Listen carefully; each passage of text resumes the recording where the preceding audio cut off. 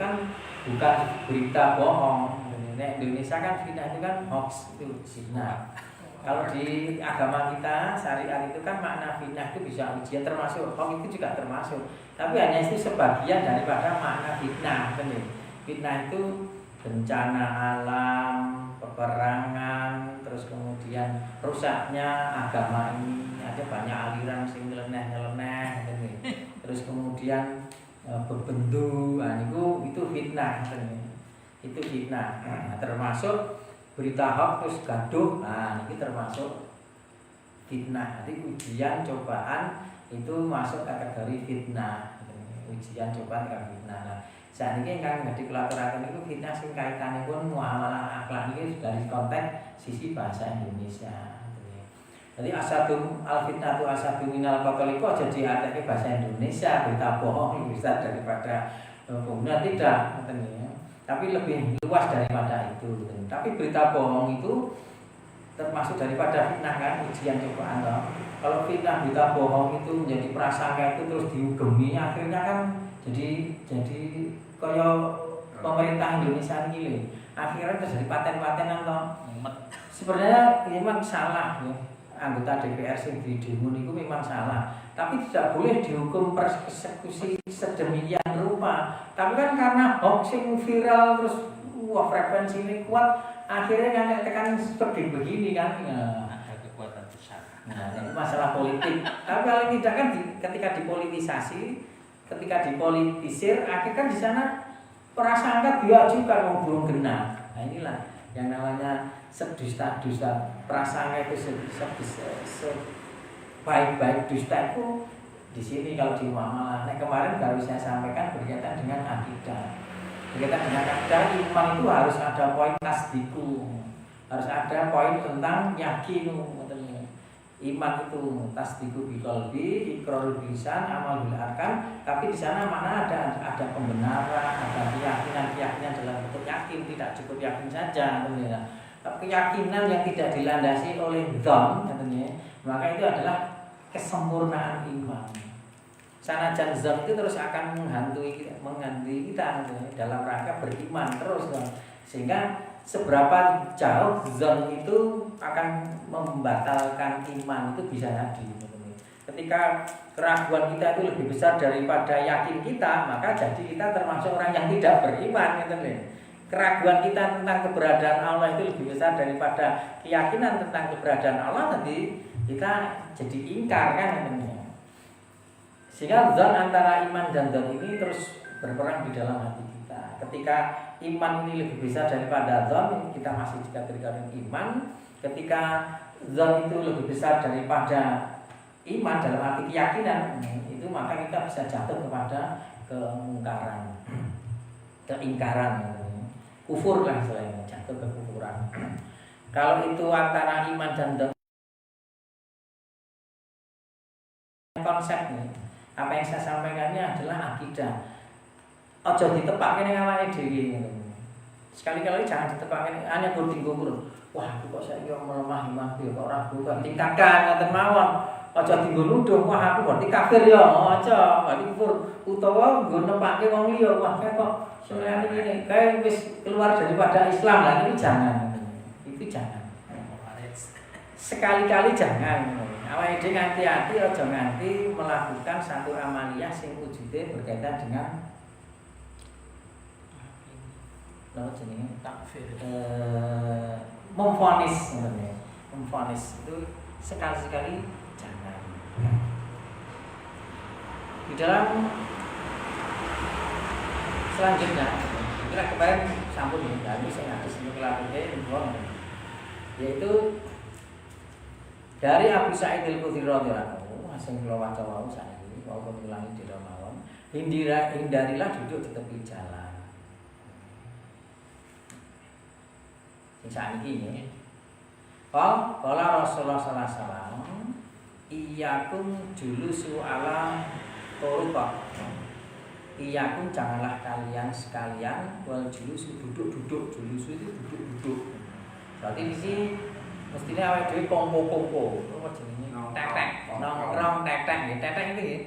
Tetek nongkrong nek sing kulino dhisik nakal ngerti tetek. Wa julusu ala turuqat. Itu di jalan, di tepi jalan. Jadi aja kongko-kongko. Qalu ya Rasulullah malana batu min majalisian. Majalisina. Yaitu kami tidak lagi mendapatkan tempat untuk bercakap-cakap selain dari tempat ini. Rasulullah bersabda, lajeng duduke natahadats fiha. Lah nek tempat duduk lagi selain daripada itu natahadats fiha. Qala fa amma idza abaitum fa'tu tariqa haqqa. Kemudian Rasulullah SAW bersabda, jika kalian enggan untuk meninggalkannya,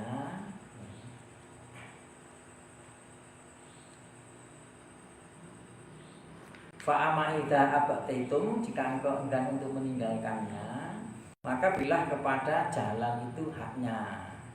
Wow lho, paman termasuk ini kok ditutup-tutup terus kan jalan itu termasuk jalan. Bila tinggal acara, berarti kan akeh wong. Termasuk niki termasuk makna niki. Bila ning kono akeh wong do ning nggon jalan, nggo dodol-dodol, nggo kanggo-kanggo jalan, nek eneng wong sing arep lewat diwenehi dalan. Ora masalah. Maksudnya enggan itu ketika tidak ada tempat lagi, tidak ada tempat lagi untuk bercakap-cakap. Sing dadi masalah kongko-kongko ini ora masalah. Ora masalah. Ketika kongko-kongko itu mengganggu, maka ya dikek dalan. Ketika tidak ada lagi untuk beromong-omong, berngomong-ngomong, maka ya yang punya hak dikasih jalan aja terus ojo menghai. Itu konteksnya semacam itu. Lah saya kira ditutup ya, cuma kalau dalam konteks itu, kalau itu dalam konteks sudah izinnya, kenyawanan dan sebagainya tidak masalah. Artinya gini loh. Urusan-urusan hukum itu menetapkan hukum berkaitan dengan masalah-masalah agama yang berurusan dengan dunia. Ini kan kita harus mencari ilahnya, sebab itu pelarangannya. Nabi kan ini melarang. Sebab pelarangannya apa kan gitu loh. Sebab pelarangannya.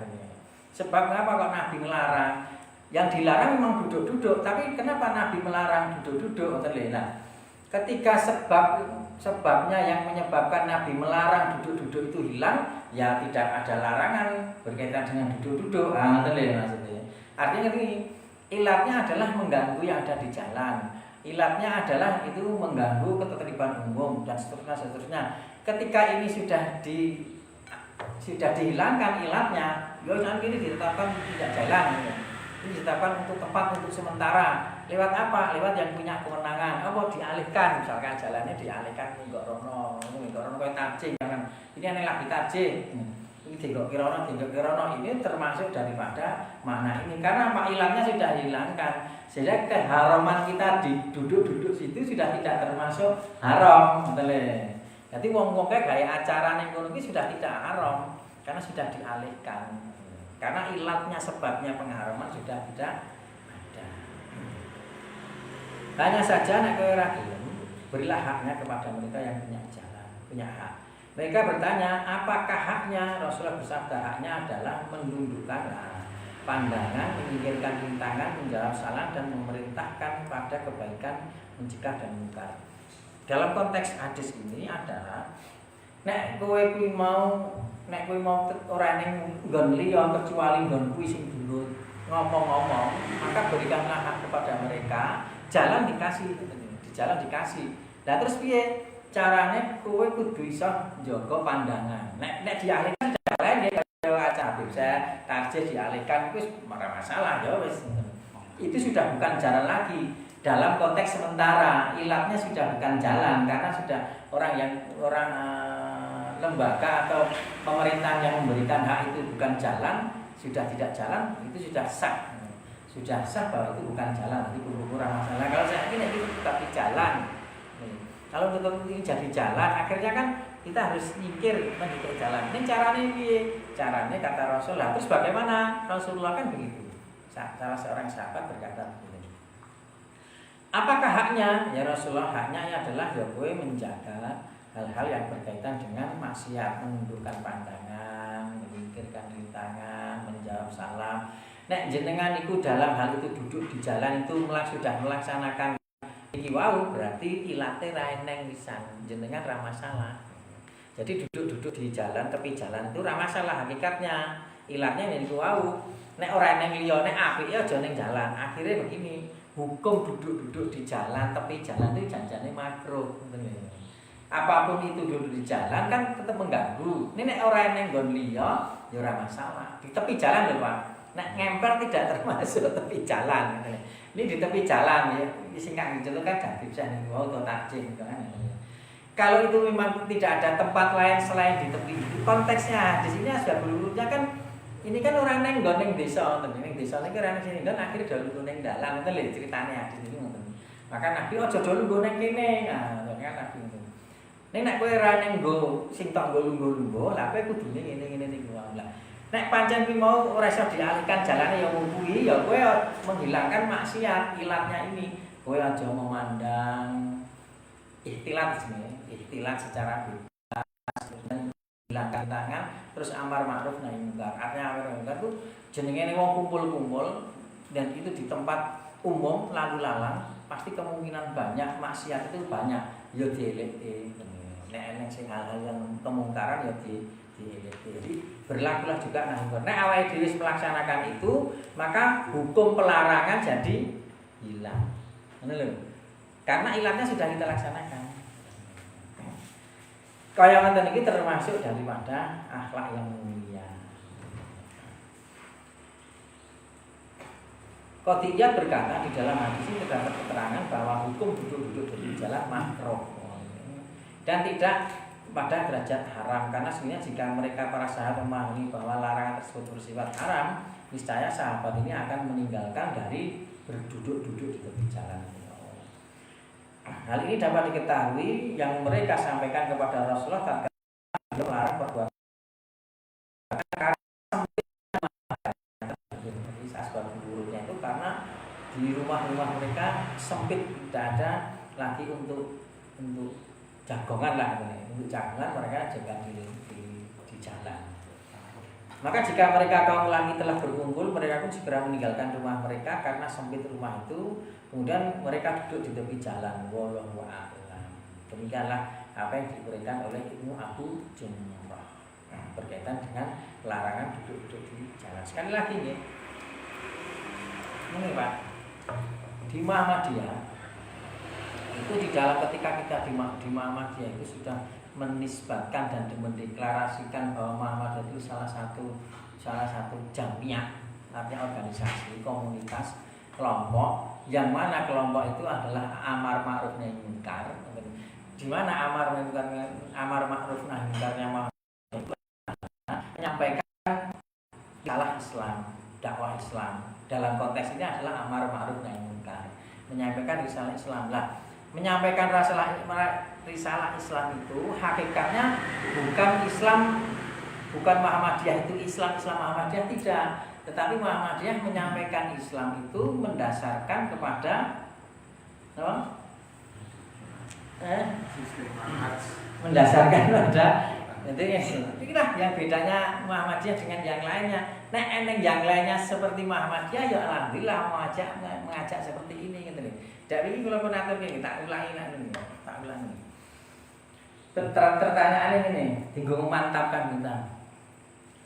Awake dhewe kaya ini kira kurang pengen golek ridane Allah Subhanahu wa taala. Dalam konteks ridha Allah Subhanahu wa taala itu konkretnya sesuk dilungguhi swarga.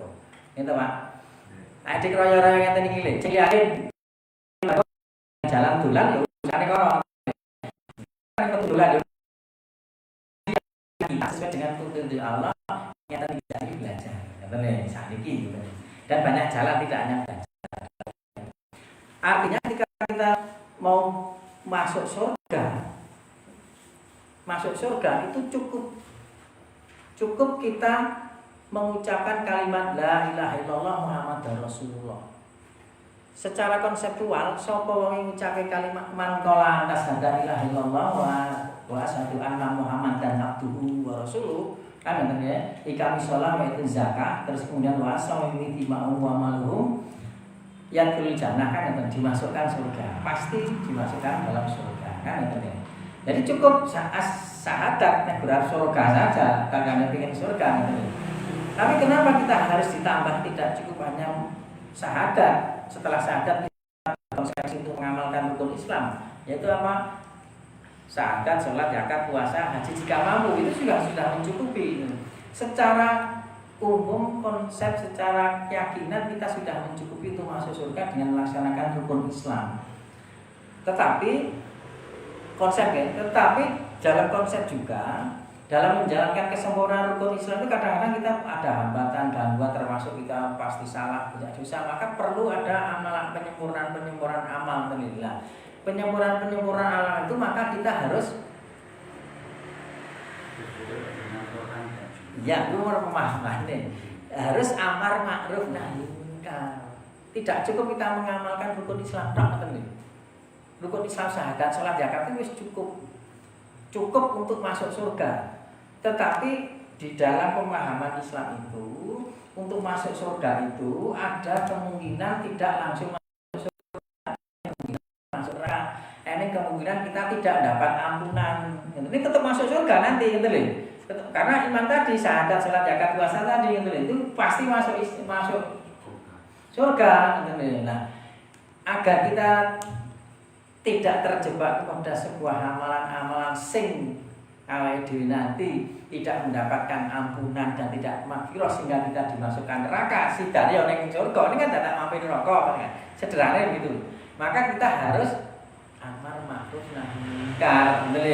Nalikane amar ma'ruf munkar itu pesannya di Al-Qur'an itu apa? Al-iman.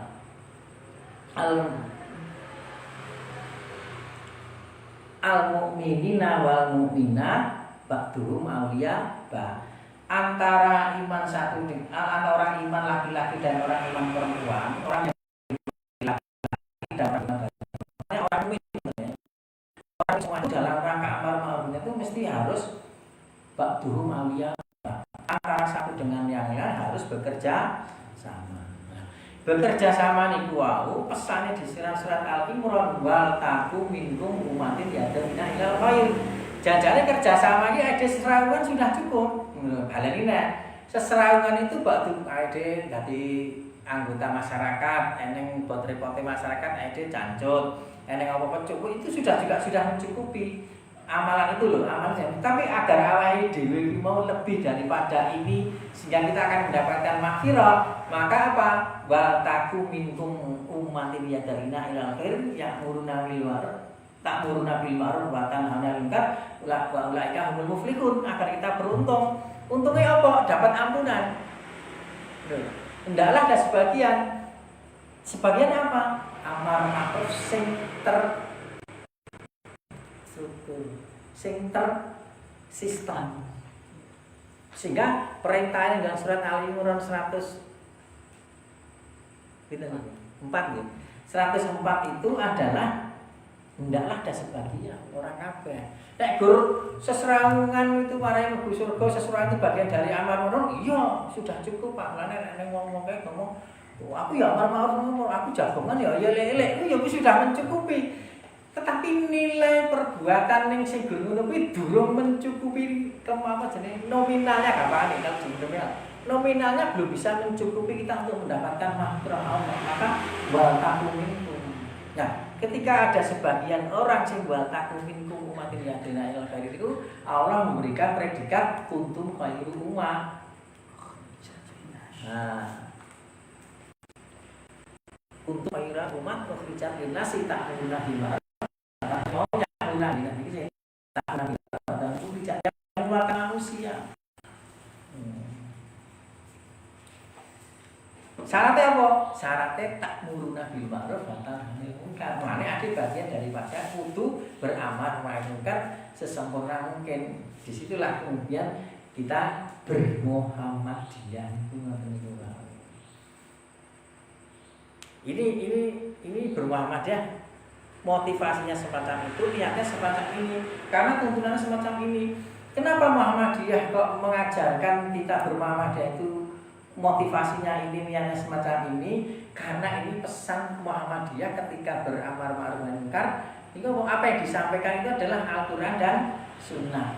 Ini nyatanya beda-beda kan? Kabeh yang menisbahkan kepada Al-Quran dan Sunnah. Lah, di Muhammadiyah ini dalam menyampaikan amar ma'ruf nahi munkar berdasarkan dan sunnah ini berdasarkan pemahaman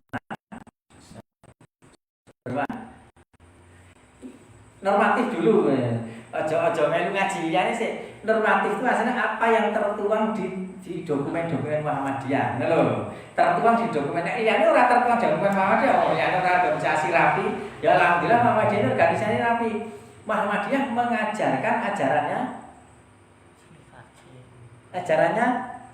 Majelis Tarjih menisbatkan kepada ajaran nah, Nabi Muhammad baliknya ke awalnya aku ya Nabi Muhammad, kakak ya Nabi Muhammad saya ini khusus Muhammadiyah itu merujuknya kepada Ahmad Jalan merujuknya kepada tak perlu tinggal tekan pol kepada ulama nah ini bener tapi hanya baru sebagian ulama tabi'in itu baru sebagian kepada al-firqatun najiyah kelompok yang selamat.